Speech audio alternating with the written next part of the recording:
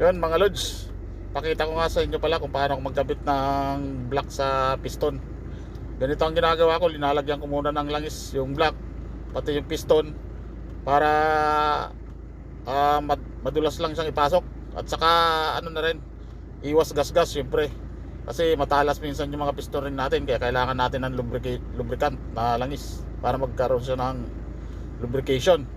Yan, dito lang ako magkabit.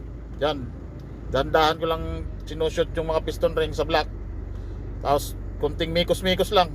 Ayan, di ano mo lang, i-swallow mo lang, ganyan lang magkabit. Saglit naman lang ikabit yan. Tapos kailangan yung bisgasket nya ay nakaayos ng maigi, at saka nandiyan yung dalawang dowel para naka-guide, hindi siya tatabingi.